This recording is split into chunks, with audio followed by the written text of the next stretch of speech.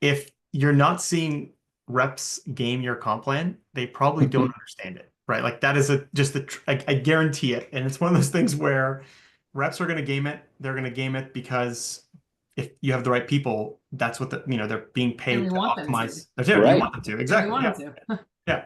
And so ideally, whenever you're creating a comp plan, you're kind of creating the edge cases of gaming that are going to result potentially in less than ideal outcomes, and then tracking against that. You see this all the time when you have a spiff that like adjusts the multiplier credit rule of the core plan.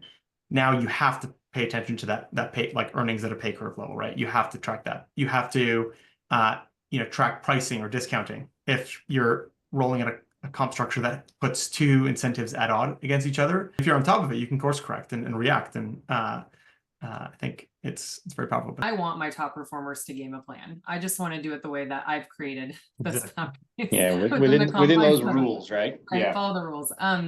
I think that what it takes is just getting multiple voices. So when I go through changes, I'm typically the one along with my team who's presenting options, right? Observations, everything that we've dealt through right over the last 6 months, 9 months. The best thing you can do is get people in early. Don't have these conversations siloed with just the CSO or CRO and yourself. Bring in other people. I bring in all of my VPs, all of my I usually float all plan design change ideas through the senior directors, even at that level on the sales side. And I want their feedback because they're going to be really honest. They're going to tell me if it just absolutely sucks, or if, hey, this is great and people are going to think they can make a lot of money off of this, or this is kind of icing on the cake for them.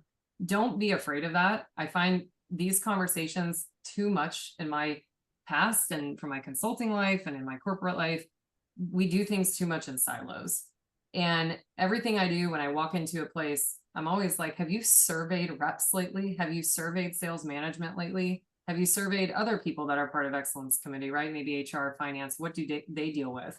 And if the answer is no, it's usually met with a one of two. No, but we should. That sounds like a great idea. Let's do it. You can get all sorts of insights from that.